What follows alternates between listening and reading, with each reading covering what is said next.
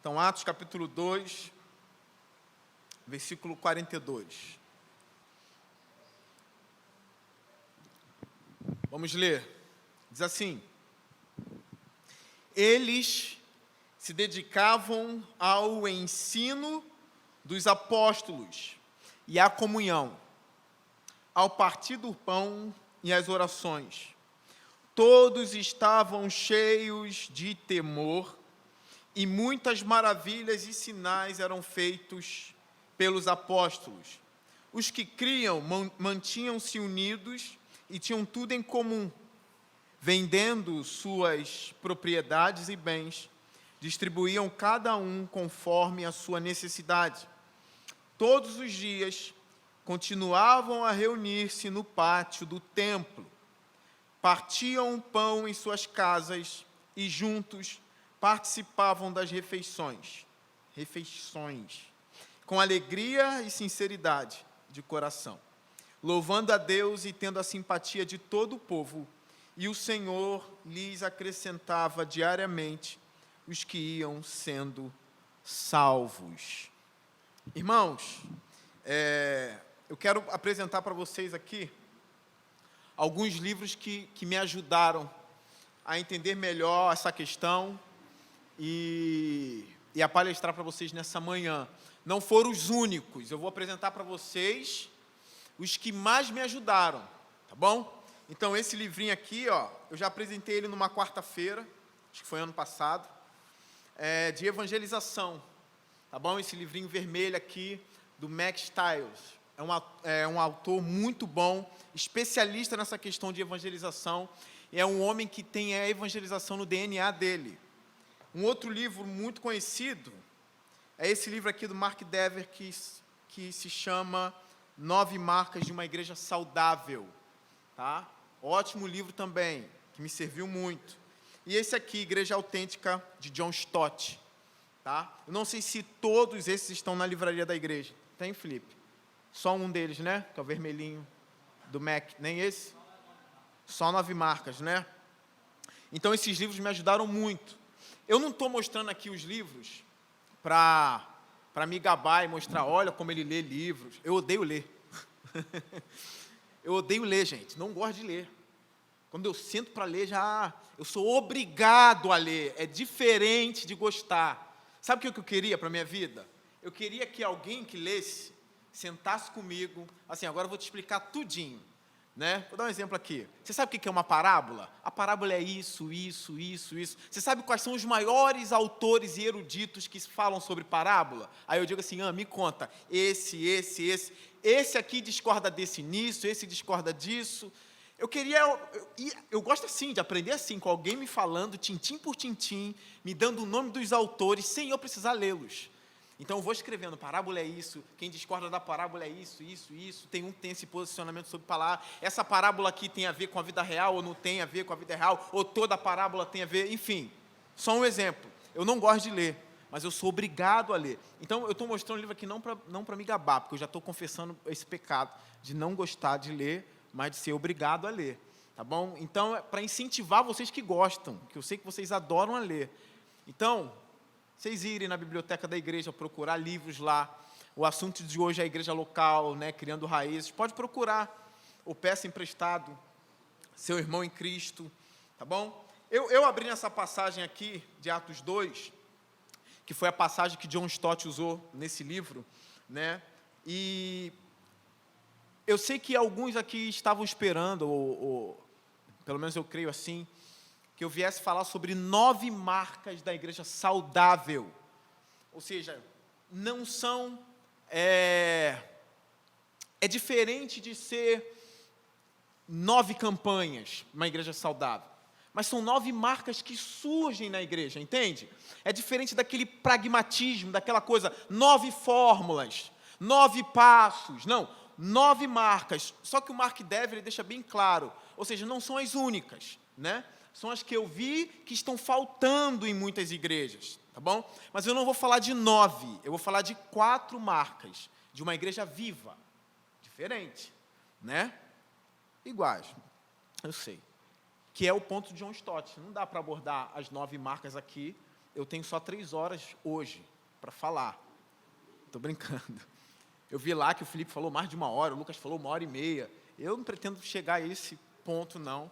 Tá? Mas eu vou falar sobre 9 marcas. Tá? E essas marcas estão nesse texto que a gente leu aqui, de Atos 2, do 42 ao 47. Então, a primeira marca, já começa escrevendo aí, é o ensino da palavra de Deus. Primeira marca de uma igreja viva, tá bom? Primeira marca de uma igreja viva é o ensino da palavra de Deus. Segunda marca da igreja viva, evangelização. Segunda marca de uma igreja viva. Terceira marca de uma igreja viva, adoração. É uma igreja que adora. E quarta marca de uma igreja viva, comunhão. Aí a gente vai tratar sobre a membresia da igreja, tá bem? Então aqui, eu vou falar primeiro sobre pregação, sobre o ensino da palavra. Ou seja, uma igreja viva é uma igreja que aprende. Primeiro tópico, tá? Você que eu sei que trouxe caneta, que veio para aprender, é nesse ponto que eu vou pegar agora, tá bom? Uma igreja viva é uma igreja que aprende, tá bom? Então já escreva aí, tá? Esse tópico, que eu vou chamar de tópico A, fala sobre os ouvidos dos membros da igreja local. Nós somos uma igreja local. Pessoas frequentam a igreja toda semana. Então eu quero falar agora dos ouvidos de vocês, tá? Dos ouvidos dos membros, tá bem? John Stott diz o seguinte, eu achei essa fala dele muito interessante. Ele diz assim, pode-se dizer que naquele dia, ou seja, tem essa passagem aqui de Atos 2:42 em mente, tá bom? Quando diz assim, eles se dedicavam ao ensino, logo no versículo 42. Então, John Stott vai afirmar o seguinte, pode-se dizer que naquele dia o Espírito Santo havia fundado uma escola em Jerusalém. Bonita essa frase dele, né? O Espírito Santo formou uma escola em Jerusalém, porque eles se dedicavam no ensino dos apóstolos. Quem eram os professores daquele tempo? Os após Jesus, né? Eles deram sorte que não era eu, né? Os professores eram Pedro, João e os outros, né? Aqui vocês deram o azar, tá? Não tem nem Pedro, nem João, né? Tem esse vaso de barro aqui para poder ensinar alguma coisa a vocês. Eu só espero ser fiel a Deus, tá bem? Mas eu achei essa frase de um Stott muito bonita, que o Espírito Santo fundou uma escola em Jerusalém. Uma outra coisa que nos chama a atenção aqui no texto de Atos, a gente vai trabalhar com a Bíblia também, tá, meus irmãos? É o seguinte, que diz no versículo 43, todos estavam cheios de temor e muitas maravilhas e sinais eram feitos pelos apóstolos. Ou seja, eles se dedicavam ao ensino, não é isso? Mas também o que acontecia ali? Muitos sinais e maravilhas eram feitos pelos apóstolos. O que chama a atenção aqui? É que o fato de, na igreja primitiva, ter os apóstolos, ter sinais, milagres e prodígios, em nenhum momento isso ofuscou a dedicação pelo ensino, a palavra de Deus. Vocês estão entendendo? Ou seja, em nenhum momento a igreja primitiva, essa igreja aqui, ficou deslumbrada pelas coisas visíveis, pelos sinais e maravilhas, e esqueceu o ensino. Isso não aconteceu. Imagine você lá vendo milagres, vendo o paralítico andar, vendo de fato os sinais do Senhor acontecendo no meio da igreja, no meio do povo, e mesmo assim a igreja tendo o prazer e a delícia de aprender mais de Deus, através da explicação da palavra do Senhor. Então os sinais não expulsaram o ensino da igreja em nenhum momento. Então, se você perceber em uma igreja ou um pastor que se dedica muito a sinais, a maravilhas e a cura, e expulsa o ensino da palavra de Deus da igreja, não fique nessa igreja. Não ouça. Nem preste atenção no que ele tem a dizer. Porque isso não faz parte da igreja primitiva, não faz parte de uma igreja saudável, tá?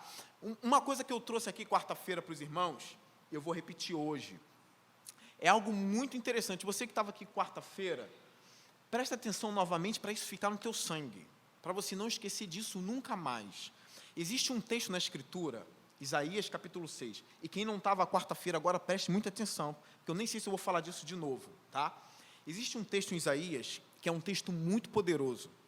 Está lá em Isaías capítulo 6. É aquele texto que Deus fala assim: estejam sempre ouvindo, não é? Mas não atendam à mensagem. Lembra desse texto? Que fala, estejam sempre vendo, mas não creiam na mensagem. Eu estou parafraseando o texto. É um texto muito poderoso. É aquele texto que muitos pregadores falam que Isaías era aquele pregador que ia pregar para um povo que não ia ouvir. Ou seja, tinha uma profecia no livro. Então, é um texto grande. E esse texto é usado no Novo Testamento. Tá bem? Então, eu quero levar vocês lá para Atos 28. Abra sua Bíblia em Atos 28. Olha que interessante aqui. E eu fiz da seguinte maneira aqui, no meu laptop. Aqui, ó.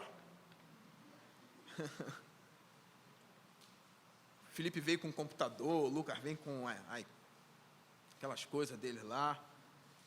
Eu não consigo. Uso papel. Eu fiz o seguinte aqui.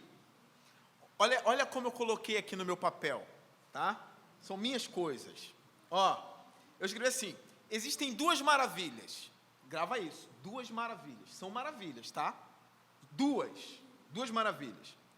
Dois pesos. Ou seja, são duas coisas pesadas e fortes, tá? Que são grandes aliados. Então, no meu papel, eu botei uma linha assim para dividir os dois, ó. Risquei. De um lado, eu coloquei assim, milagres e sinais. Do outro lado, eu coloquei assim, ensino e palavra de Deus.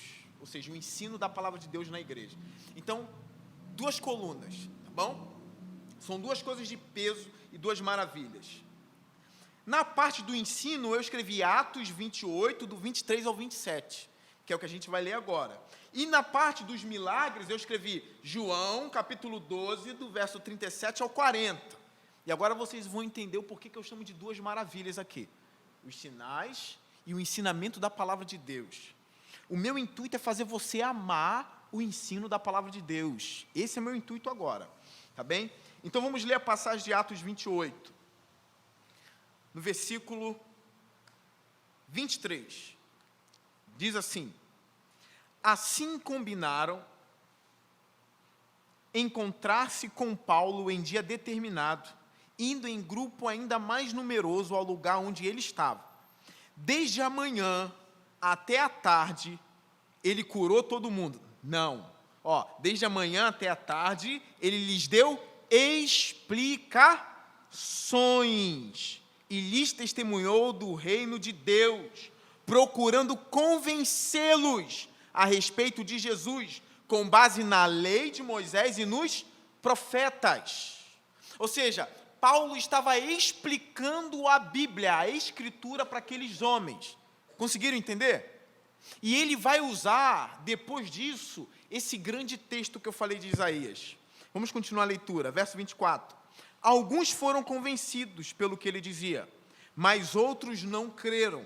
Discordaram entre si mesmos e começaram a ir embora.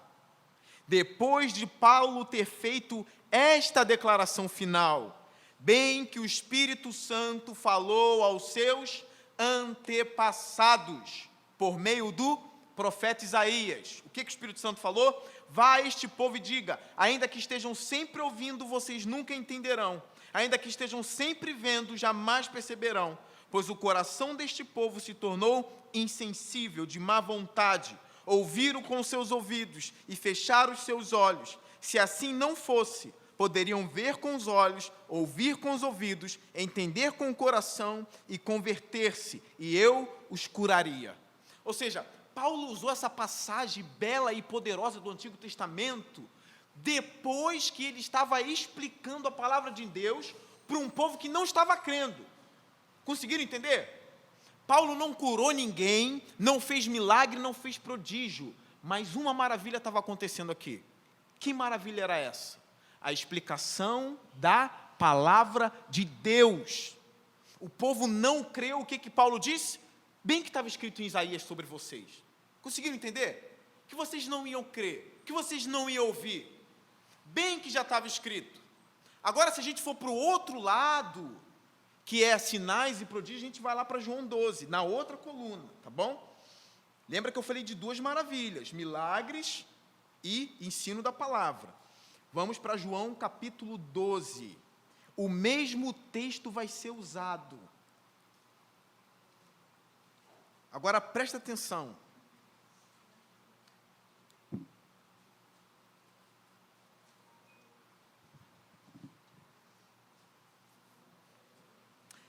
O mesmo texto, irmãos. Para você ver que é o mesmo texto, lê o verso 39 primeiro. Você tem sua Bíblia aí. Lê o verso 39 primeiro. João 12, 39. Olha o que diz. Por esta razão, eles não podiam crer, porque, como disse Isaías no outro lugar, olha o Isaías sendo citado de novo, cegou os seus olhos, endureceu-lhes o coração, para que não vejam com os olhos, não entendam com o coração, nem se converta, e eu os cure. É o mesmo texto que Paulo usou lá. Qual a diferença aqui? Versículo 37. Suba os seus olhos. Olha o que diz no verso 37. Mesmo depois que Jesus fez todos aqueles sinais miraculosos, não creram nele. Isso aconteceu para se cumprir a palavra do profeta Isaías. Aí tem outro texto citado aqui. Vocês conseguiram entender onde eu quero chegar? São duas maravilhas. Prodígios, milagres. E qual é a outra maravilha? Explicação da palavra de Deus. De um lado, em João 12, eles não creram mesmo vendo os sinais de Jesus. Eles não creram nessa maravilha. Irmão, quem é que vendo Jesus fazendo tudo que fez não ia crer? Não parece impossível isso? Eu vejo ele lá, levantando um morto, e mesmo assim eu não creio que ele é o Cristo. Ou seja, qual é o texto que ele usaria contra mim? Bem que está escrito em Isaías a respeito de você, Leonardo. Está conseguindo entender? A respeito de você, Maria, aqui na igreja, Maria Cecília, não tem ninguém aqui com Maria Cecília, né? Como que você vê um morto ressuscitando e você não crê? Como que você vê eu curando um paralítico e não crê em mim? Aí aquele que crê pode pensar assim, é mesmo, é um animal. É um animal, ele não crê que ele é o Cristo, mesmo ele fazendo tudo o que ele faz. Olha os milagres, olha as maravilhas dele. E não crê, cita Isaías para ele, Jesus. Não é assim que a gente ia fazer? Eu creio, agora vai lá, Jesus, cita Isaías para ele. Porque Isaías que diz que eles têm ouvido, mas não ouvem, olhos, mas não veem. Cita Isaías. São sinais e prodígios, cita Isaías. Só que com Paulo é diferente. Paulo não curou ninguém, Paulo não ressuscitou ninguém ali naquela parte. O que ele fez? Ele ensinou, gente. Você sabe o que significa? Que o ensino e a explicação da palavra de Deus também é uma maravilha. E quem não crê nessa pregação totalmente clara da palavra de Deus, tem a mesma condenação daquele que viu milagres e não creu, que é Isaías 6. Quem conseguiu pegar aqui a ideia? Levanta a mão. Quem conseguiu? Todo mundo levantou a mão, né? Para não dizer o contrário. Todo mundo ainda está assim. Paulo explicou. E o texto lá de Atos 28 diz o quê? Desde a manhã até a noite. Gente, olha o esforço desse homem. Olha o esforço dele explicando a Bíblia de manhã à noite para aqueles caras. E eles começaram a discutir entre si, não crendo, e uns se convencendo, mas não desconvertidos. O texto não diz que eles se converteram. Aí o que Paulo fala? Está na hora de eu usar Isaías 6 aqui. Bem que está escrito sobre vocês. Qual é o intuito aqui? É mostrar para vocês que o ensinamento da palavra de Deus, a exposição da palavra de Deus aqui de púlpito, onde for, tem o mesmo poder e a mesma força do que paralíticos levantando e mortos ressuscitando. E aqueles que não creem, ouvindo a verdadeira palavra de Deus, recebem a mesma condenação daquele que olha 20 mortos levantando e não crê. Então agradeça a Deus pelo dom da exposição da palavra de Deus. E uma outra coisa aqui que eu falo para vocês: venham à igreja, agora é sério, sente-se no banco e prestem atenção na pregação como se você estivesse vendo um morto levantando. Entenderam ou não? Posso repetir? Para quem entende, posso repetir? Venham à igreja local. Agora já me veio outra coisa em mente. Me veio agora. A igreja local é um lugar comparado ao sepulcro de Lázaro, onde mortos ressuscitam. Conseguiram pegar? É comparado. A igreja local é o lugar onde a palavra de Deus está sendo pregado todo domingo por domingueiro, todo domingo. Não tem problema, irmão, vem domingo, mas vem, não falta, porque aqui vocês vão ver Lázaro ressuscitar de uma outra forma, ouvindo a pregação clara da palavra de Deus. Então você tem que vir na igreja, você tem que sentar aí, como se você tivesse vindo ver um milagre todo domingo, porque aquele que ouve e não crê, recebe a condenação de Isaías capítulo 6, isso é muito importante. Agora imagina aqueles crentes que estão indo para uma igreja, onde o pastor, ao invés de pregar, fica falando de periquito, de gato e de cachorro. É comparado àqueles que vão ao sepulcro de Lázaro, onde não tem nem Lázaro e nem nada dentro. Ficam só olhando, esperando sair o que não está lá. Então, uma igreja onde a pregação da palavra de Deus não está no púlpito, é comparado àqueles espectadores que estavam diante do túmulo de Lázaro e não via Lázaro sair, porque nem Lázaro tinha lá. O púlpito é um lugar sério, mas onde vocês estão também. Então agora eu estou falando do ouvido de vocês. Vocês têm que se sentar aí, esperando ouvir a palavra de Deus, gente. Vocês têm que vir para o culto e falar assim: eu vou ouvir a palavra de Deus. Talvez se todo domingo acontecesse um milagre na igreja, você não faltaria um culto. Essa citação, eu ainda vou completar ela, só quero repetir isso aqui. Isso aqui eu que escrevi. Talvez se todo domingo acontecesse um milagre na igreja, todo domingo, só um, não vou nem falar 2, nem 3, todo domingo nem à noite, só de manhã, nem escrevi isso aqui, estou acrescentando agora, só de manhã. Talvez se todo domingo acontecesse um milagre na igreja, você não faltaria um culto. Mas, talvez, se continuasse os milagres durante 20 anos, se tornaria algo normal. E não com muito valor mais. É que muitos crentes têm tratado. É assim que muitos crentes têm tratado as pregações. É porque se tornou normal aquilo que antes era anormal. Se todo domingo acontecesse um milagre aqui, você não faltaria culto. Mas se passasse 20 anos e os milagres continuassem acontecendo, talvez isso ia se tornar normal para a sua vida. Milagre nem ia ser mais milagre. A pregação da palavra tem se tornado assim hoje, pelo fato de você vir todo dia e ouvir a mesma Bíblia, o mesmo pregador. Isso se tornou normal, sendo que antes para você era uma maravilha ouvir, e hoje não é mais. Você sabe por quê? Você está tratando aquilo que é anormal, como se fosse uma coisa normal. E eu quero dizer para vocês, não é uma coisa corriqueira, não é uma coisa... Eu quero encontrar uma palavra aqui. A pregação da palavra de Deus, domingo após domingo, não pode ser uma coisa nojenta. Pronto, achei. Que dá enjoo. Você não pode cair naquela de enjoar, ouvindo. Leve a sério ouvir.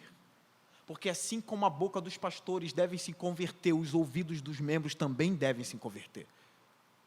Assim como os pastores devem aprender a pregar a palavra de Deus, não só os pastores, mas todos os que foram chamados para pregar, devem pregar com fidelidade, você deve estar aqui ouvindo com fidelidade. Os seus ouvidos devem ser fiéis a Deus. Trate com seriedade.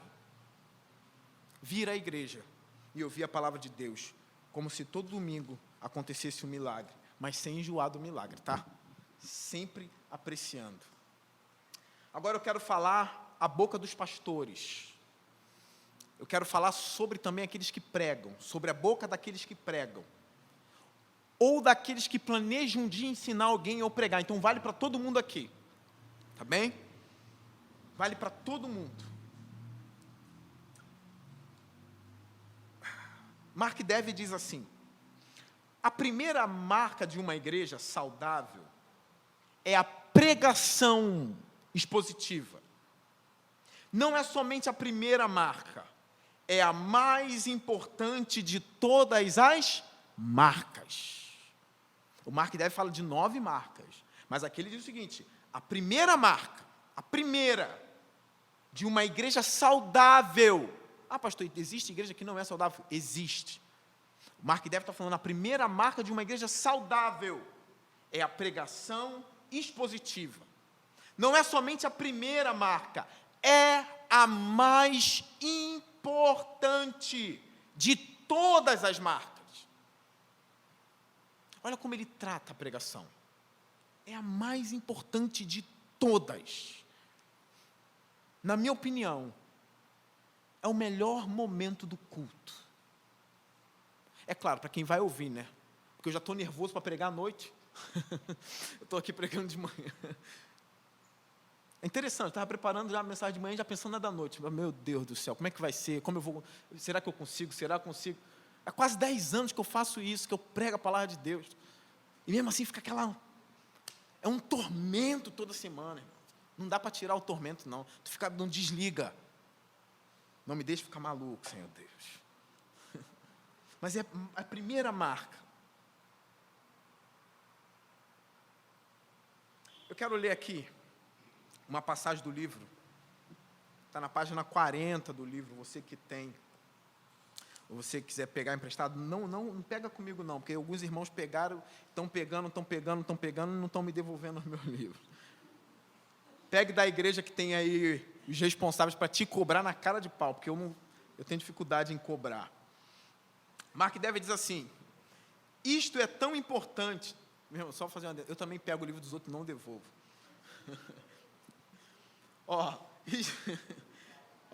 Sessão de confissão de pecados na igreja. Eu creio que esse pecado Deus perdoa, tá? Os meus livros não, só quando eu pego os dos outros. Deus sabe que é para edificação. Não tem alguém que rouba para comer? Eu já perdi agora o rumo da pregação. Ai. Olha o que Mark Dever diz aqui. Isto é tão importante que se você falhasse nisto e entendesse bem todas as 8 marcas, que eu vou ter que falar para você saber, estas outras seriam, de certo modo, acidentais. Elas podem ser descartadas ou distorcidas, porque não fluirão da palavra e não estarão sendo continuamente modeladas e renovadas pela palavra. Mas, se você estabelecer a prioridade da palavra, terá no seu devido lugar o aspecto mais importante e singular da vida da igreja. E, com certeza, haverá crescimento, porque Deus determinou agir mediante seu Espírito por meio de sua palavra. Ou seja, as 9 marcas aqui de uma igreja saudável do Dever são estas: pregação expositiva, teologia bíblica, o evangelho, o entendimento bíblico da conversão, o entendimento bíblico da evangelização, o entendimento bíblico da membresia na igreja, disciplina bíblica na igreja. Olha quantas vezes essa palavra aparece. Interesse pelo discipulado e crescimento, liderança bíblica na igreja. Contaram? São 9. Só que ele está falando o seguinte, que sem o ministério da pregação, todas essas aqui vão de mal a pior, porque não tem a palavra de Deus para nortear. Você está entendendo? É por isso que a gente fala, não adianta um líder ser um bom gestor, se ele não tem a palavra de Deus, porque vai tudo fluir do coração dele. Ideias carnais vão tomar a igreja, vocês estão entendendo? E os membros vão aceitar também, porque não são instruídos na Bíblia, na palavra de Deus. Então, para ele, esse é o ministério mais importante da igreja, é a pregação expositiva. Eu espero que vocês estejam anotando aí. E é importante aqui eu falar, porque existe, principalmente no meio mais conservador reformado, essa discussão, né, de pregação expositiva e pregação tópica. O que é uma pregação tópica? Vocês têm uma ideia? Tópica é o quê? De tópico, não é? Então, parece haver uma rivalidade da pregação expositiva com a pregação tópica, tá? A pregação tópica é aquela assim, vamos supor que eu estou preparando o meu sermão. Eu assim, nem sei o que eu vou pregar domingo. O que eu vou pregar domingo? Aí eu vou falar sobre sonhos. Deu para entender? Então, domingo eu vou pregar sobre sonhos. Aí eu vou na Bíblia, ou no computador, escrevo lá, na Bíblia lá do computador, sonhos, aparece, sei lá, 40 versículos. Aí eu começo a ler cada versículo, começo a misturar tudo, e chego aqui, junto com aquilo que eu penso sobre sonhos, e prego. Ou, agora sendo mais honesto, eu posso pegar uma doutrina linda da Escritura, que é a justificação pela fé, e começar a pregar sobre ela. O tópico é justificação pela fé, e fazer uma pregação linda, amém, a palavra de Deus está sendo pregada. A pregação expositiva é diferente. Eu tenho um texto que eu não tiro do contexto, está entendendo?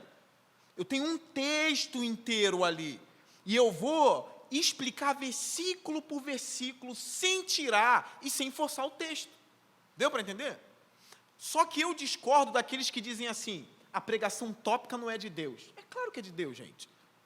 Desde que seja pregação da Bíblia. Está entendendo? Eu posso ser fiel a Deus, pegar um tópico e falar assim, o amor de Deus, e pregar sobre isso de forma bíblica. A gente não pode esquecer que o século XIX teve talvez o maior pregador, que foi o Spurgeon, um pastor batista. Ele pregava o quê? Um tópico. E são lindos sermões do Spurgeon. Se você ler, você fica encantado. A palavra de Deus era pregada de maneira fiel pelo Spurgeon.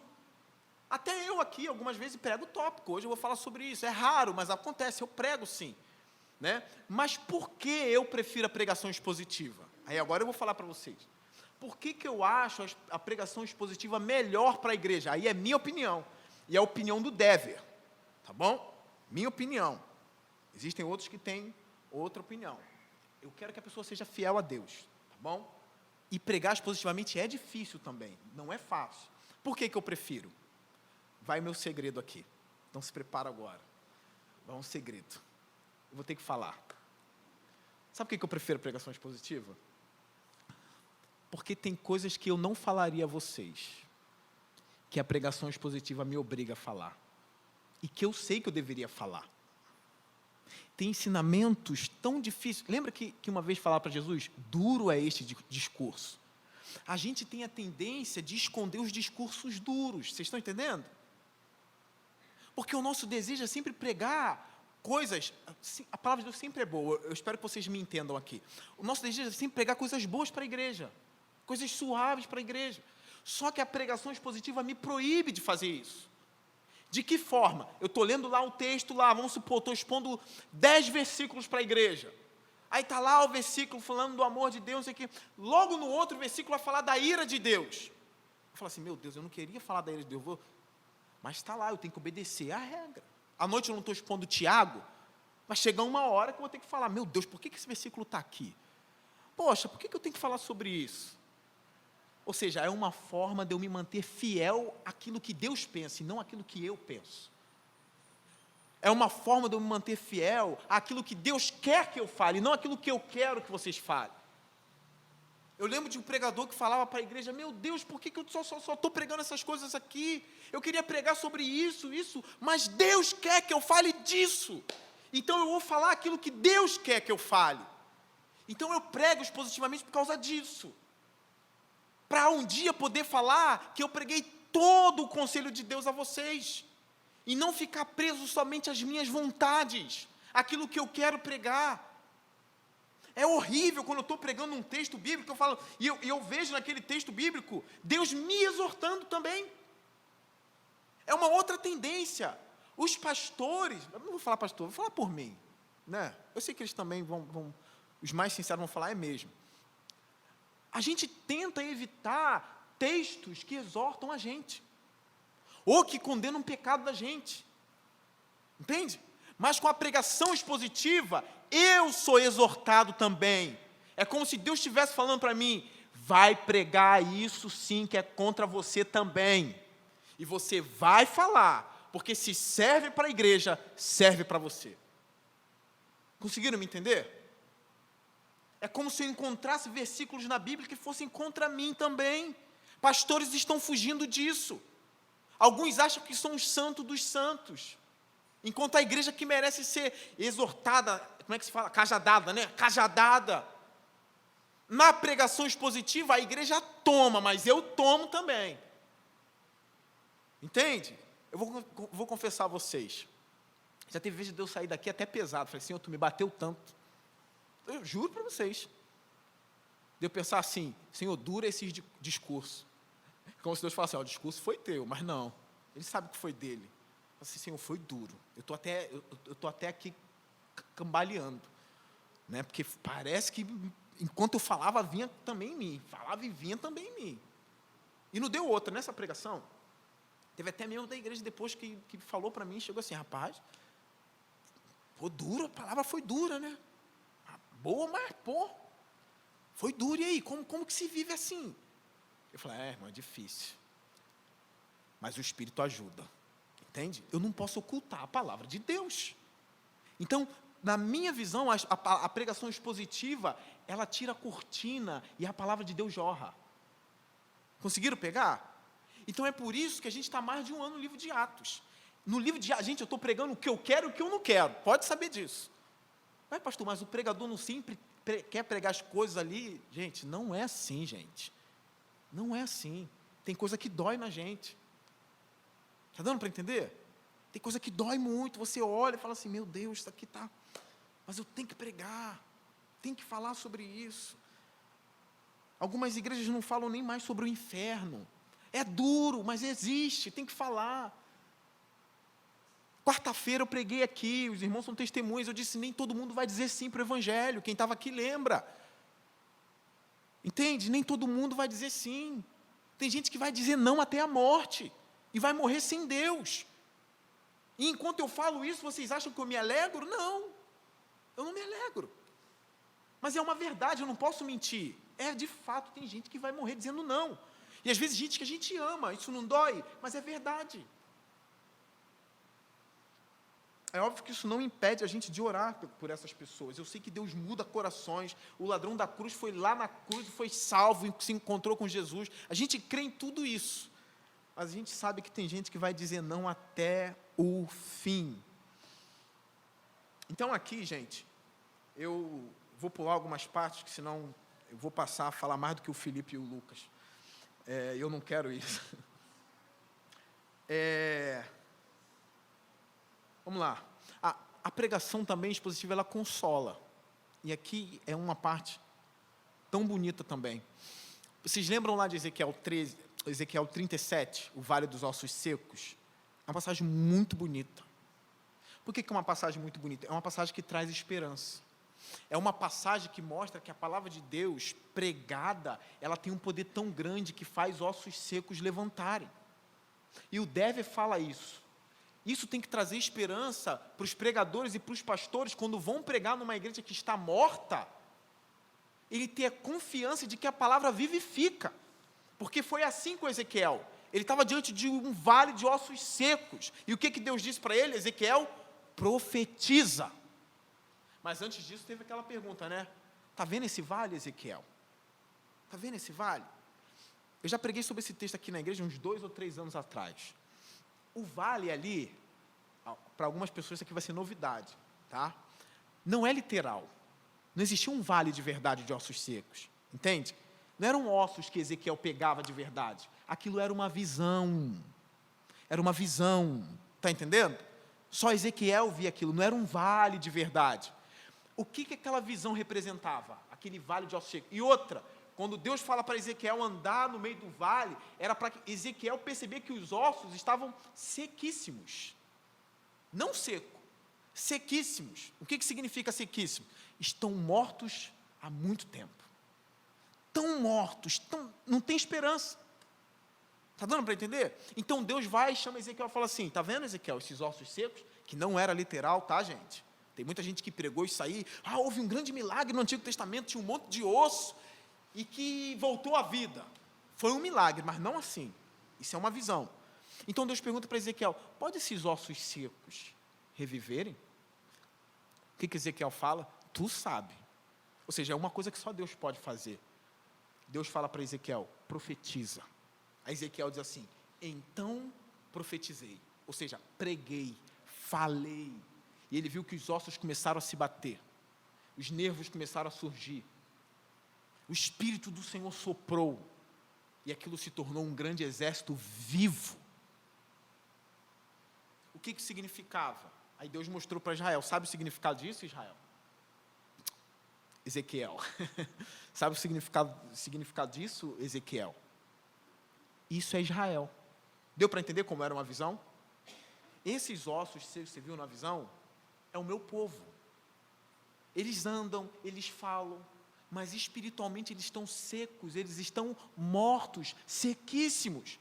E Israel, sabe qual era o lema de Israel na época? Depois pega o capítulo 37 e lê. Sabe qual era o lema? A nossa esperança morreu. Era o lema de Israel. Eles tinham sido oprimidos pelo inimigo, perderam a esperança, e Deus levantou um pregador. Pregue a palavra, Ezequiel, e o meu povo vai voltar a viver. Então Ezequiel diz, profetizei, e então os ossos se tornaram homens e tiveram um coração de carne. Ou seja, por meio da profecia, por meio da pregação, Israel ia ser vivificado espiritualmente, e Deus ia renovar a esperança de Israel. Vocês estão vendo o poder da pregação? É bonito isso, porque consola. Então, toda vez que eu venho para ouvir, ou toda vez que eu ouço a palavra de Deus, eu ouço e eu tenho que crer. Eu ouço crendo que sai poder daquilo ali. É por isso que eu não posso perder. Entende? É por isso que eu tenho que ouvir, é por isso que eu tenho que estar. Porque uma frase é poderosa para me levantar. Essa é a importância da exposição da palavra de Deus na igreja. Então, para encerrar essa parte da pregação expositiva na igreja, nem todos que estão aqui são membros da igreja aqui, mas fuja de uma igreja que não prega a palavra de Deus. Ela não é saudável, é a principal, eu não queria falar coisa, mas eu vou falar a principal coisa numa igreja. Ou melhor, a principal arte de uma igreja é a pregação da palavra de Deus, e no caso, expositiva, tá bem? A segunda marca aqui é evangelização, tá bom? Irmãos, eu não vou pegar os assuntos aqui e espremer e falar de tudo com uma exaustão, com uma coisa profunda. Talvez a gente possa tirar alguns domingos para falar de cada marca, aí a gente vai falar das 9, tá bem? Mas aqui eu quero pelo menos trazer luz a vocês. Evangelização, tá? Ela pode ser em conjunto? Pode. Deve ser em conjunto. É pecado quando a igreja reúne e fala assim, vamos evangelizar juntos, vamos fazer uma cruzada junto. Não é pecado. Essa evangelização em conjunto, ela é até importante, você sabe por quê?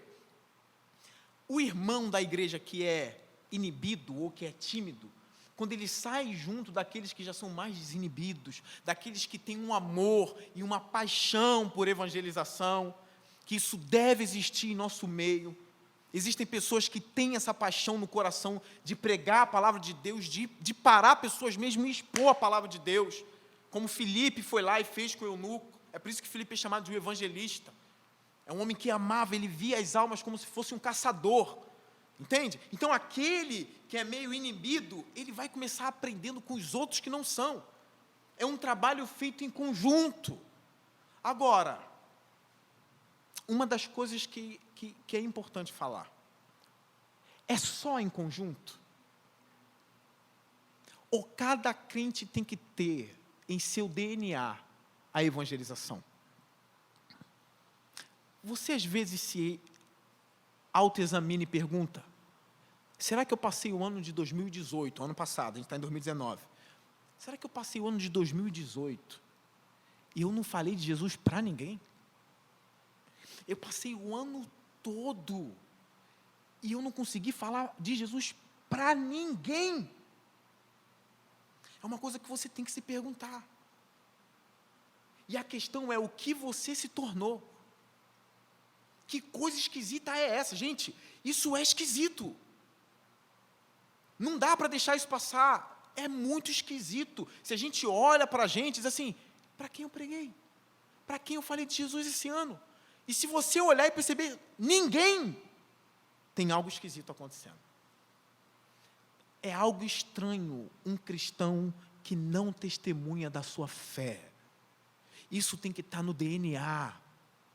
Esse homem de Deus aqui, que escreveu esse livro Evangelização, ele é um homem apaixonado por evangelização. É um homem apaixonado por pregar a palavra de Deus. E ele usa um termo que eu gosto muito. Ele diz assim, é necessário uma cultura de evangelização na igreja local. Ou na igreja. O que significa uma cultura de evangelização? A gente sabe que tem enfrentado um período obscuro na nossa nação, né? Eu vou falar da nossa nação porque é a nossa, mas em vários lugares do mundo isso aconteceu, né? E muitas das pessoas aqui já ouviram o termo marxismo cultural, não é? Comunismo, socialismo, né?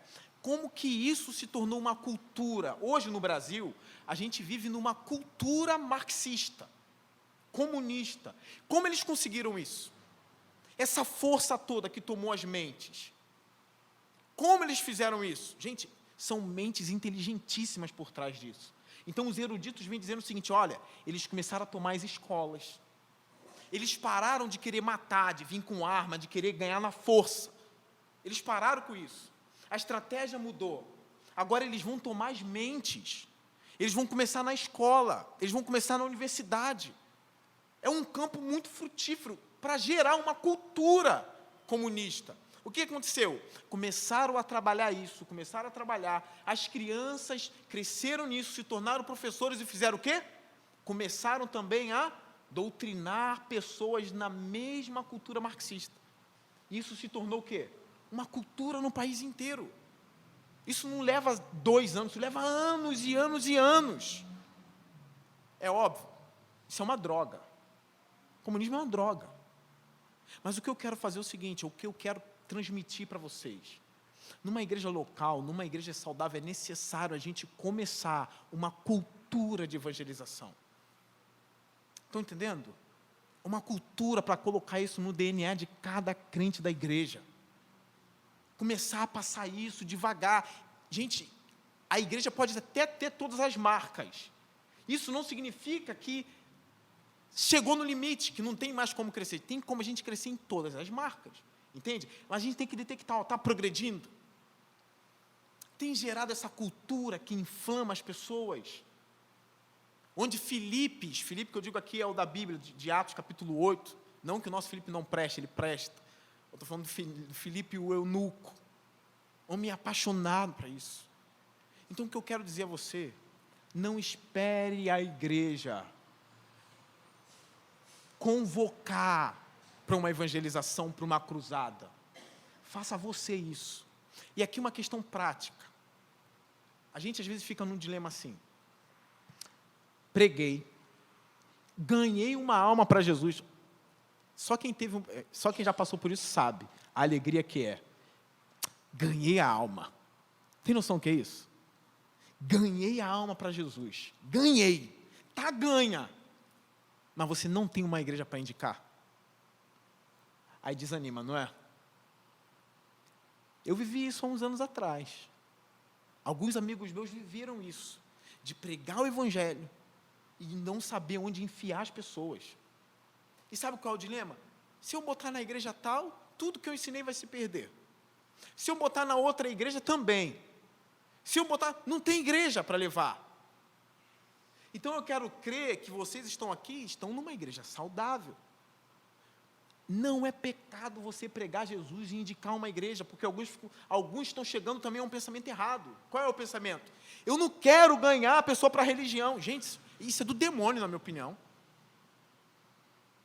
Eu não quero ganhar a pessoa para a religião, eu quero ganhar a pessoa para Jesus. Aí você ganha a pessoa para Jesus e deixa a pessoa no inferno. No inferno que eu digo, não no inferno do fim dos tempos, mas entregues a ensinamentos maus, a maus pastores, a maus apóstolos. Vai deixar a pessoa entregue a isso? A essa lama podre? Então eu não acredito nisso, para mim isso é do demônio mesmo. Eu não quero ganhar, então não vou nem falar da igreja, vou falar só de Jesus.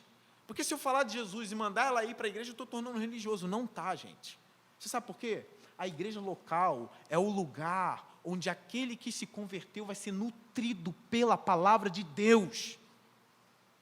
É por isso que é importante trazer para uma igreja saudável. Então seja um agente disso, comece a trabalhar, comece a trazer, comece a pregar. Olha, eu preguei o evangelho, mas agora eu tenho um lugar para te indicar onde você vai ser nutrido. Vai fazer bem para a sua alma, é a igreja tal, tal, tal. Primeiro, Igreja Batista Parque Alvorada.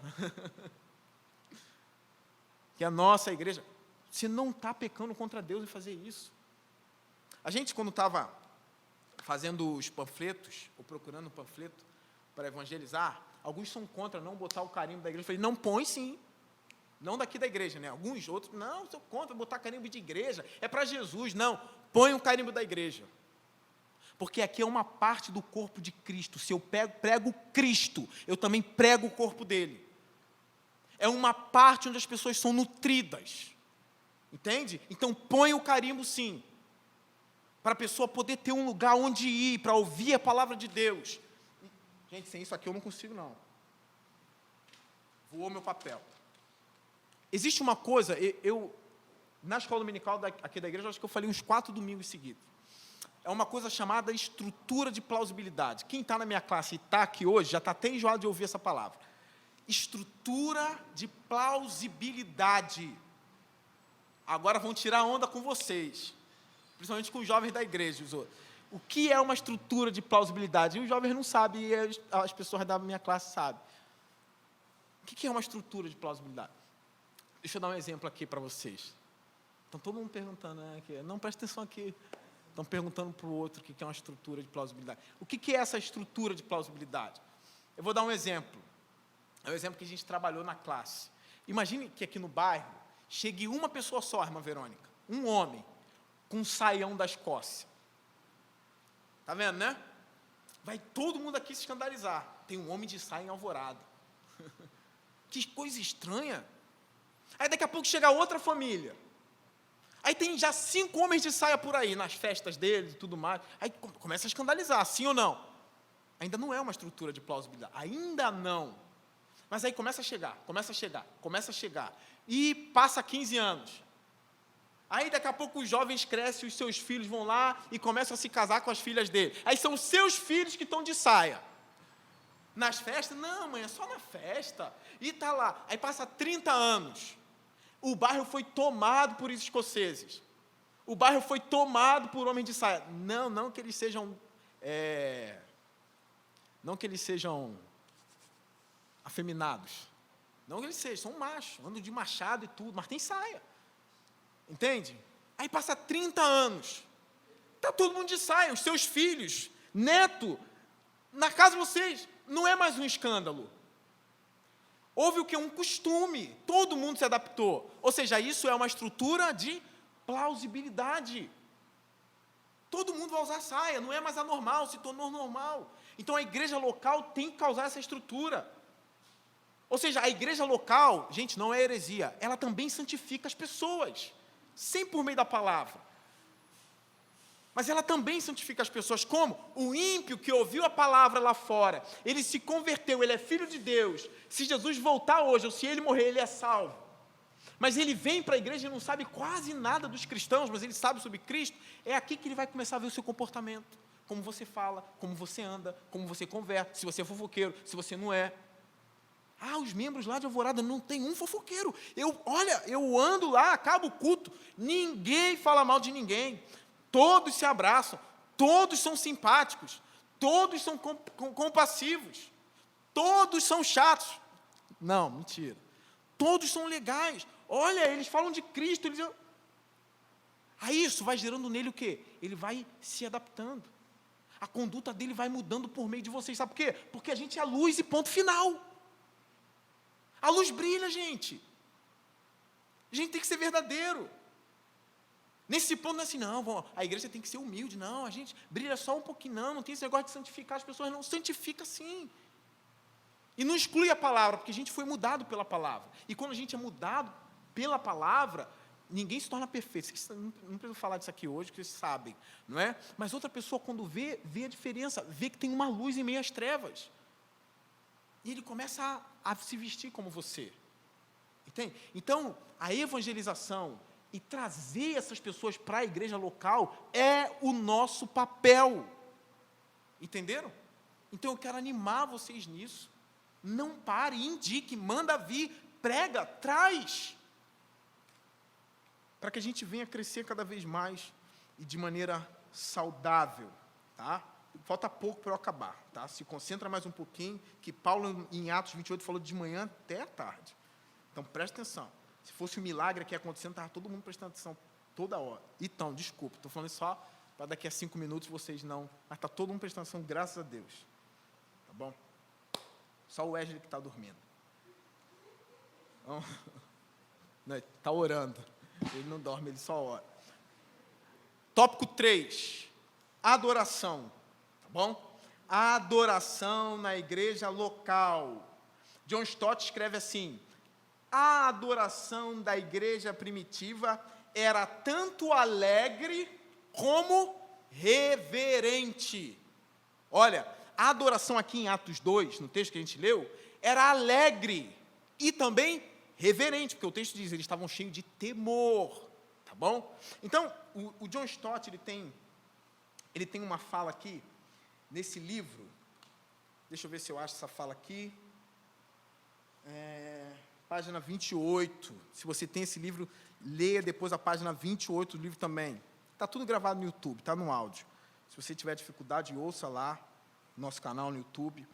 Olha o que ele diz: quando participo de cultos em algumas igrejas, quase acho que entrei, por engano, num funeral. Todos estão vestidos de preto, ninguém fala nem ri. Os hinos são tocados num compasso de uma lesma ou de uma tartaruga. A atmosfera toda é lúgubre. Se eu conseguisse vencer minha reserva de anglo-saxão, iria querer gritar, alegria! John Stott foi um grande teólogo e pastor inglês. Assim, algumas igrejas, quando eu entro, parece que eu me enganei e entrei no cemitério. Porque para eles, essa questão da adoração vibrante, onde o povo chora, onde o povo levanta a mão, tem gente que é contrário, não pode levantar. Tem gente que nem ficar de pé fica mais.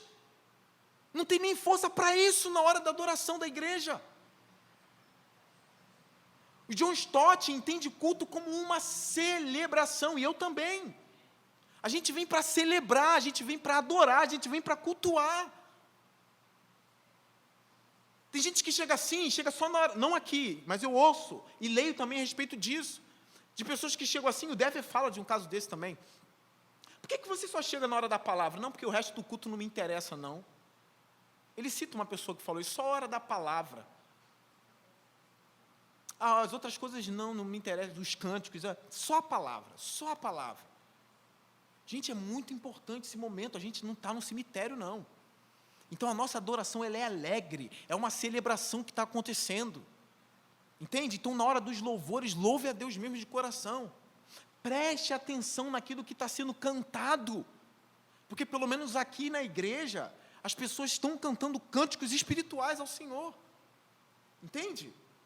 Então, é sim um culto em alegria. Agora, o Stott é equilibrado. Ele chega a dizer, porém, olha o outro lado. A igreja primitiva, ou seja, na adoração da igreja primitiva também havia reverência e temor.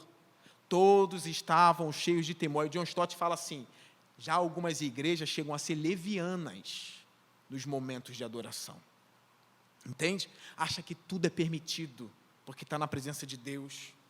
O culto se torna não mais um cemitério, mas uma boate, onde parece que tem prostitutos e prostitutas ali dentro.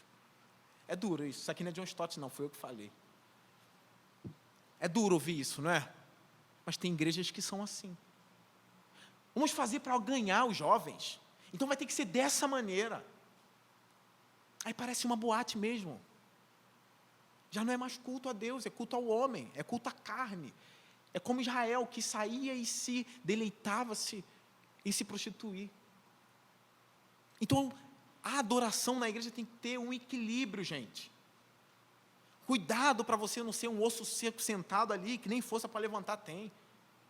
Nem lembra qual foi a última vez que conseguiu cantar os 4 louvores iniciais do culto, nem lembra. Por outro lado, a gente tem que tomar cuidado para não ser leviano no culto. A gente tem que estar cheio de temor, sim, a Deus. É Deus que está entre nós, não é qualquer um. Entende? Então tem que haver esse equilíbrio aqui.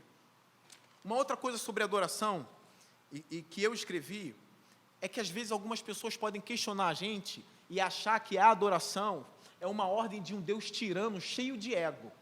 Deu para entender agora? É como se Deus estivesse cheio de ego, e é importante eu falar isso, para que a nossa ideia de adoração fosse uma ideia limpa, pura, para que a gente entenda que não é isso. Entende? Porque algumas pessoas vão questionar, que Deus é esse com um ego gigantesco que quer que eu adore? Eu vou adorar coisa nenhuma. A gente sabe, já estudou isso, alguma coisa você vai adorar na vida. Você é um adorador, né? Mas eu escrevi uma coisa a respeito disso, presta atenção. Depois, se você quiser, você me pede. Deus não é um ditador tirano, quando diz que devemos adorá-lo, mas Ele é coerente e verdadeiro. Deus está falando do impossível, ou seja, é impossível você colocar a mão no fogo e não se queimar. É impossível entrar na água e não se molhar. É impossível ter sede, beber água e não se saciar.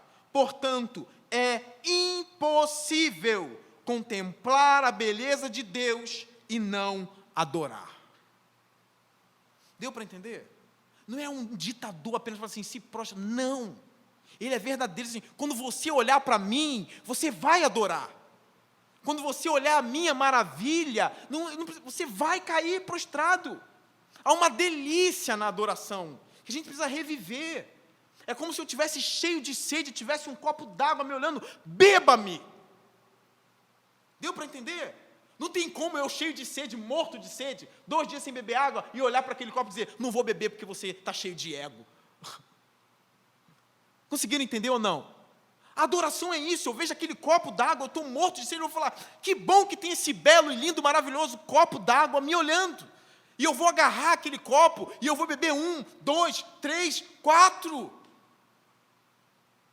Para me saciar, isso não é um ditador. É alguém que vai matar a minha sede, e enquanto eu bebo, eu adoro. Isso é adoração. A gente não pode perder a beleza da adoração. Você não pode se esquecer aqueles momentos em que você esteve na presença de Deus e você, de fato, sentiu maravilhas em você. Se você hoje não sente, lembra quando você sentia, para você ver que pelo menos é verdade e existe. E venha para a igreja sempre com esse intuito, eu vou encontrar Deus lá. Eu vou adorá-lo. Porque às vezes eu sei, nem sempre é sentir, gente. Nem sempre é sentir.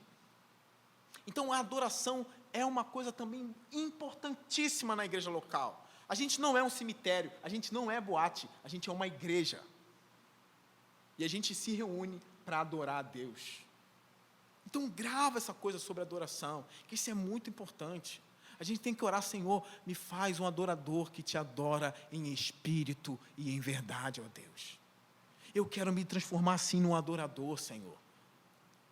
Eu quero te adorar, ó Deus, eu quero ir na tua presença, levantar as minhas mãos ou minha voz e dizer, tu és o meu Deus para sempre. Tu és o meu rei, de eternidade em eternidade tu és Deus. Faça isso. John Piper, ele conta uma história muito bonita.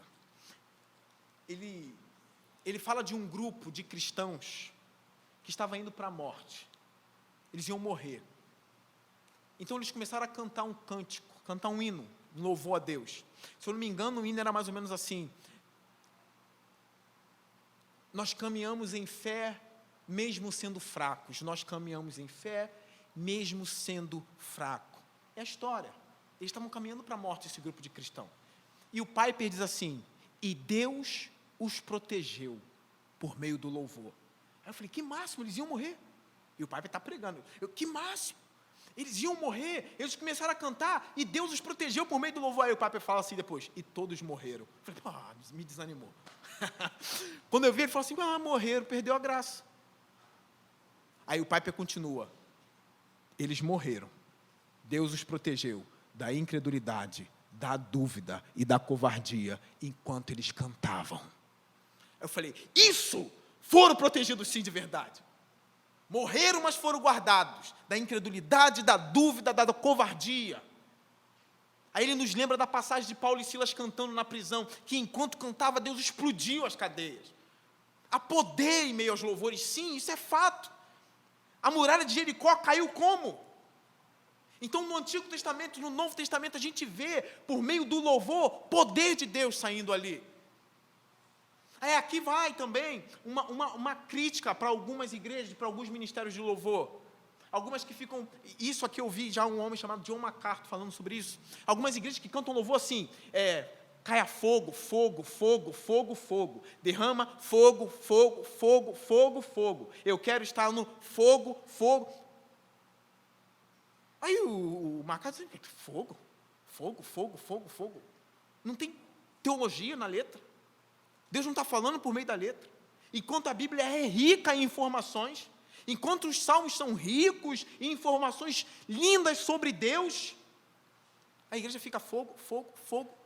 Cadê a riqueza da palavra de Deus? Cadê a riqueza da poesia bíblica nos cânticos? Aí o John MacArthur fala assim: na minha visão, isso é histeria e não adoração. Ficar repetindo a mesma coisa como mantra, isso vai entrando na cabeça das pessoas, não é? Fogo, fogo, aí fica todo mundo fogo, aí fica balançando a cabeça assim: fogo, fogo, fogo. John MacArthur disse que para ele é histeria e não adoração. Agora eu sou totalmente carente de louvores que cantam a palavra de Deus. Edifica a minha vida, eu falo para vocês. Quantas vezes eu lembrei de louvores em horas que eu precisava? Ou quantas vezes a palavra de Deus chegou no meu coração por meio de louvores que lembravam a palavra de Deus, que me fazia lembrar dos salmos. Senhor, tu me sondas e me conheces. Aquele louvor, não tem? Ainda a palavra não me chegou. Isso é um louvor, mas é um salmo. O compositor leu o salmo e fez o cântico. Tem louvores que falam da Bíblia, não pegam um texto específico, mas são louvores espirituais, que alimenta também a nossa alma. Então, o louvor também é uma parte, a adoração cristã é uma parte importantíssima numa igreja saudável, tá? E aqui agora eu vou terminar, falar do último ponto, que é a comunhão e membresia da igreja, tá? Não vou demorar, é bem rápido esse ponto. É um ponto tão importante quanto todos os outros pontos, tá bem? Deixa eu só ver aqui, 11:05. Comunhão e membresia na igreja. Irmãos, é importante o que eu vou falar aqui também, que às vezes parece uma coisa menor, mas é muito importante também, faz parte de uma igreja saudável, tá bom? Em Atos 2, vamos voltar para a Bíblia, Atos 2:42, lá no texto inicial, existe uma parte desse texto inicial que é perturbadora, uma parte que perturba.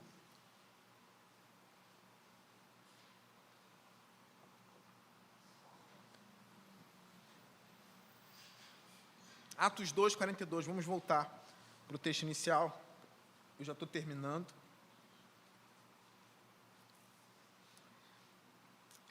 Qual é a parte que mais perturba nesse texto, do 42 ao 47? A parte que mais atormenta aqui é o verso 44 e 45.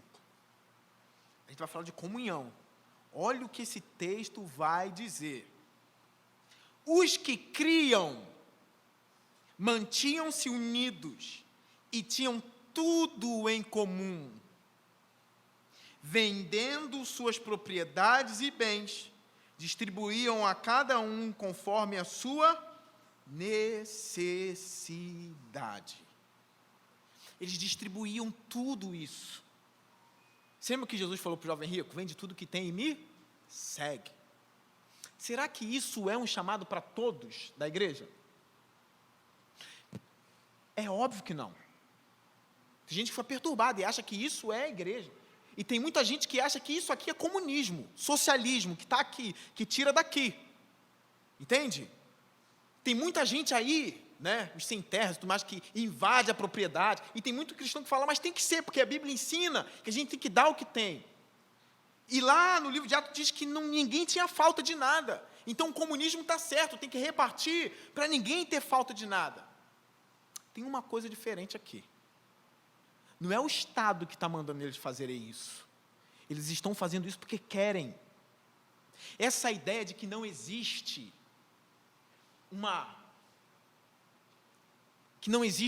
uma casa privada ou uma propriedade privada não é cristã, é marxista. No cristianismo eu tenho direito sobre a minha casa. Vocês estão entendendo? A casa é minha. Eu dou se eu quiser. Conseguiram entender? É óbvio que o espírito cristão é isso. Eu vejo o meu irmão com necessidade, não dá para dormir sem ajudá-lo. Vocês estão me entendendo? Não dá para dormir. E aqui uma prova de que nem todos vendiam as suas casas. Vocês sabem onde está? Uma prova de que nem todos aqui vendiam as suas casas. Diz assim, no versículo 46. Todos os dias continuava a reunir-se no pátio do templo. Partiam o pão em suas casas. Ué, ainda tinha gente que tinha casa? É claro que sim. A gente sabe que tem gente na igreja, escuta uma coisa, que tem gente na igreja que Deus chama assim como vocação a ter uma vida desprendida e até mesmo de pobreza. Vocês sabiam disso? Alguns teólogos dizem que esse era o chamado do jovem rico, sim. Não quer dizer que era de todos. Francisco de Assis fez isso, Madre Teresa fez isso, e tantos outros fizeram isso, mas não é o chamado de todos os cristãos, entende? Tem cristão, o rico é bem-vindo sim, ele só não pode colocar o dinheiro no lugar de Deus, tá? Isso é importante. A igreja não é uma extensão do comunismo, nem do socialismo. O cristianismo não é comunismo, é diferente. Cristianismo é cristianismo, comunismo é comunismo, são coisas distintas. Tá? E, na minha opinião, até contrárias. Tá bem? Então, algumas pessoas são chamadas para isso. Como algumas pessoas são chamadas a serem solteiras para o resto da vida. Eu não sei se Deus chamado, se você não casou, né? Que Deus abençoe todo mundo. Né? Os que não são. Tá vendo como é que a palavra vai lá e vem cá assim? Só os membros entenderão. Só os membros. Quem está escutando agora no YouTube não entendendo nada. Problema. Mas algumas pessoas são chamadas a doarem tudo que tem, até o celibato. É um dom. Esse homem aqui, John Stott, morreu velhinho, com mais de 80 anos, solteiro, pastor. E ele diz assim, eu nunca planejei não, gente. Quando eu tinha 30 anos e pouco, até conheci uma menina, gostei dela, mas não deu certo. Aí cheguei aos 40, 45, 50, eu falei, vou aproveitar e vou me dedicar só a Deus mesmo, só às coisas de Deus. Não é? E ele diz assim, me pergunta se eu sou infeliz por isso. Eu não, eu tenho amigos na igreja, eu tenho companheiros de caminhada cristã, eu sou feliz com Cristo, é o que ele diz. Entende? E ele, não estou aqui dizendo que vocês têm, tá? Nem o de pobreza, nem, cada um discerne aquilo que tem. Ele percebeu que durante um tempo na vida dele era aquele chamado. Tá bom? Agora aqui, existem pessoas sim que são chamadas a doarem tudo. Se você for estudar a história da igreja, várias pessoas fizeram isso, deram tudo que tinham para a igreja, tá? Deram tudo que tinham para as pessoas e resolveram viver no monastério, só estudando a palavra de Deus, pregando a palavra de Deus, tá? Não tinham dinheiro, eram a igreja que ajudava e tudo mais, tá bom?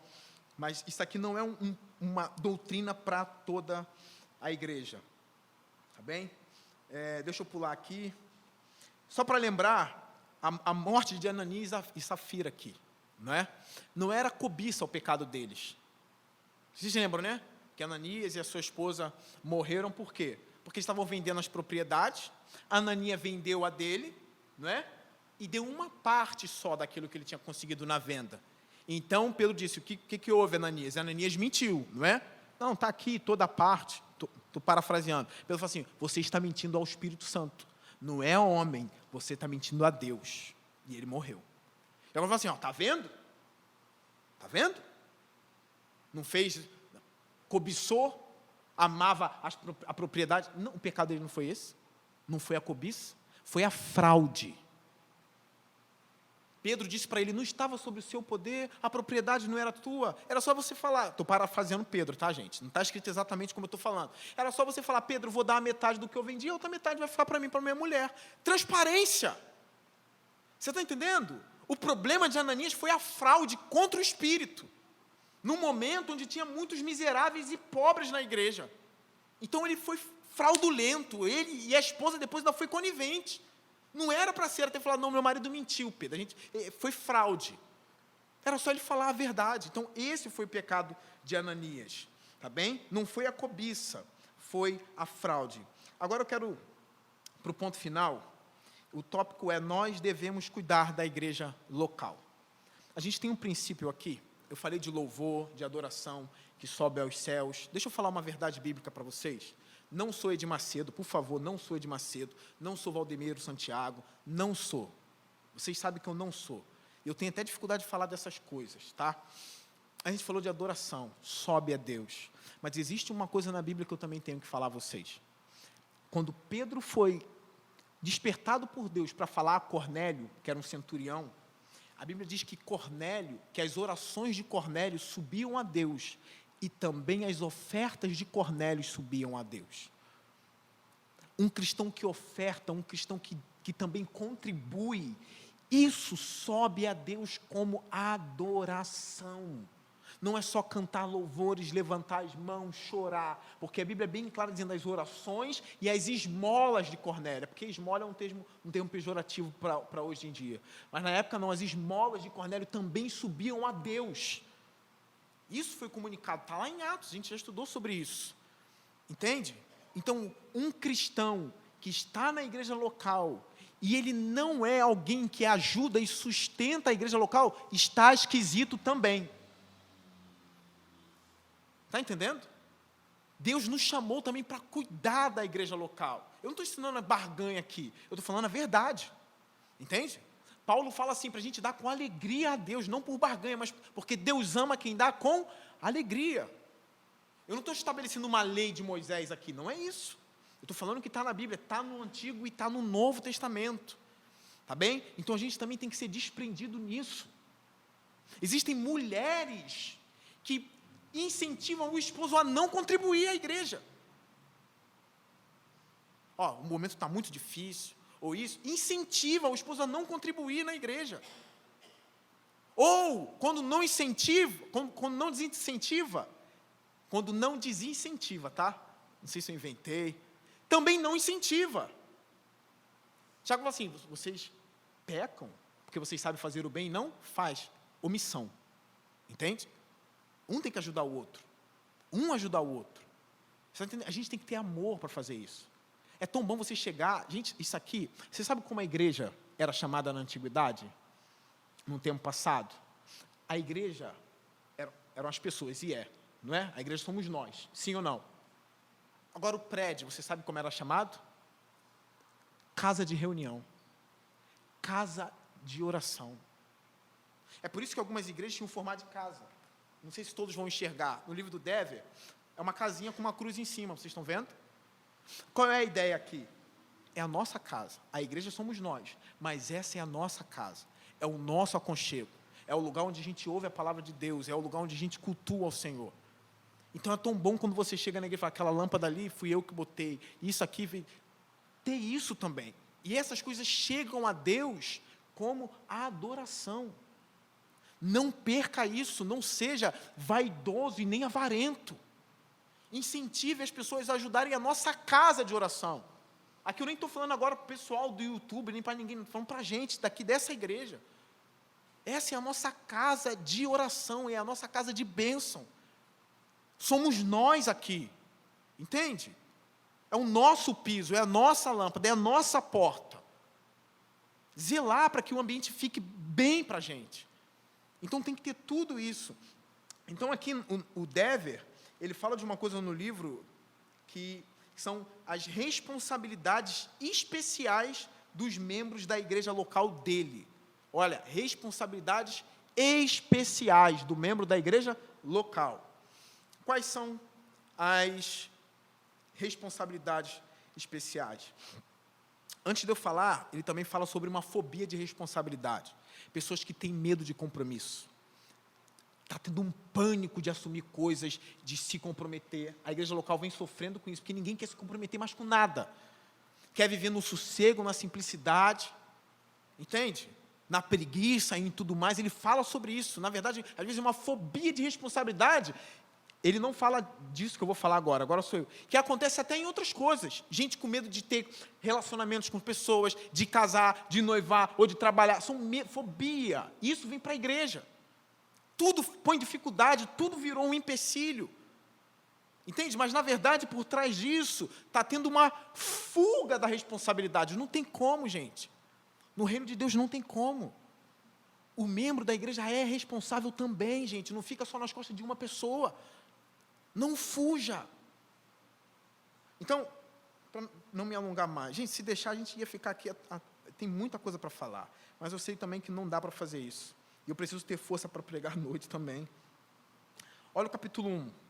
Na verdade, são 5 responsabilidades. Olha a primeira da igreja do Dever, do Mark Dever.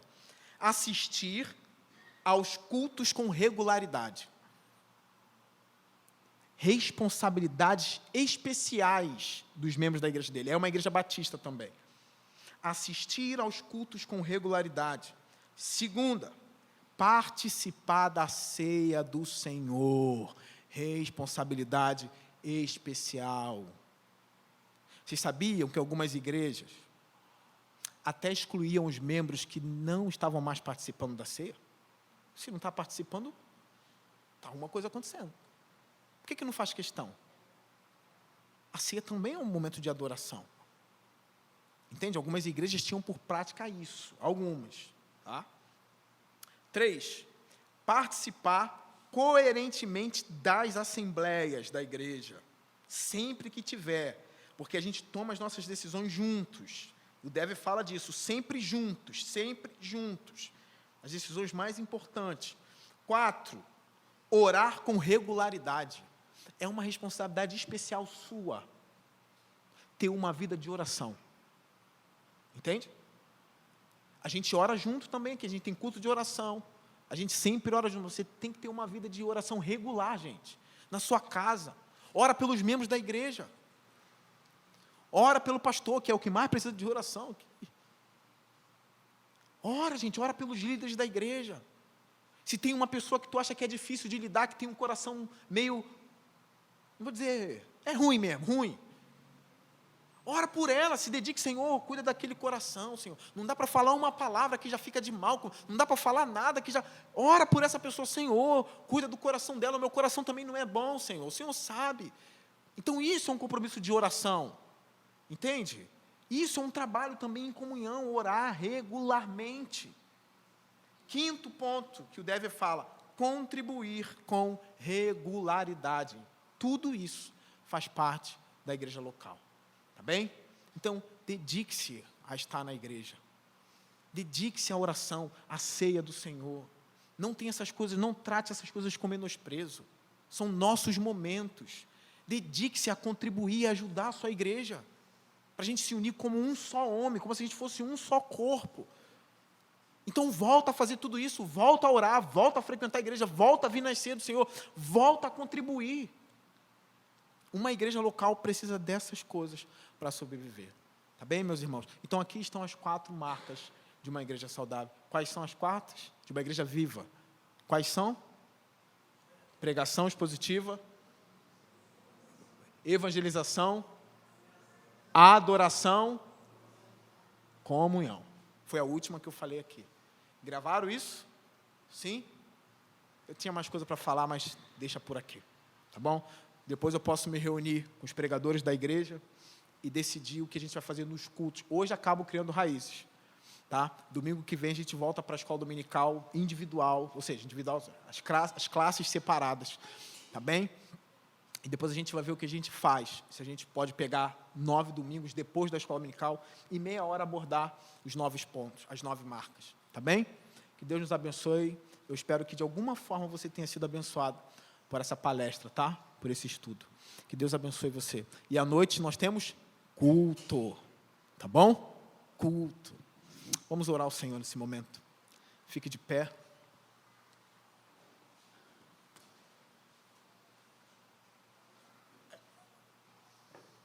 Eu falei o quê? 1h30, não foi? 11h23. Vocês estão bem. A gente está progredindo. Daqui a pouco vai ser amanhã e à tarde. Vocês estão bem.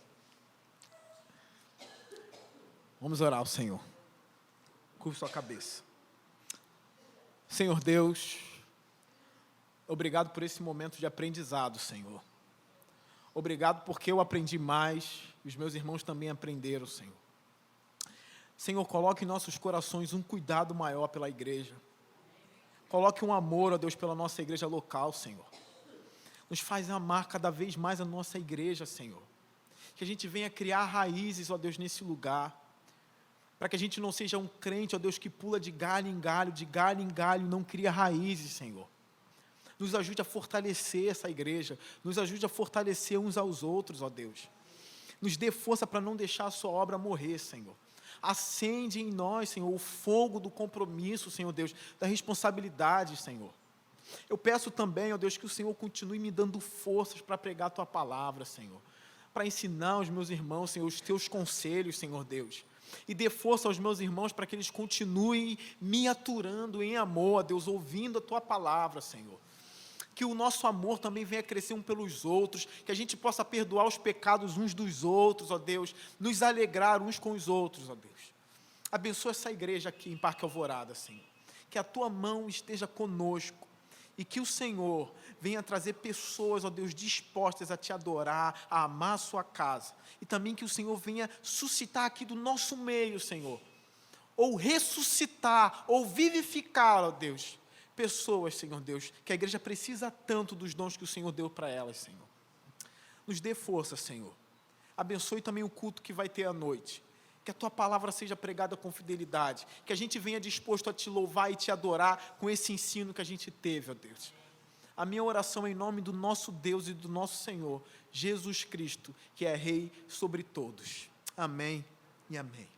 Que o amor de Deus, a graça de nosso Senhor e Salvador Jesus Cristo, e os consolos e a consolação do Espírito Santo, que é perfeita, que é agradável, que vem na hora certa, esteja com todos nós, desde agora e para todo sempre. Amém e amém.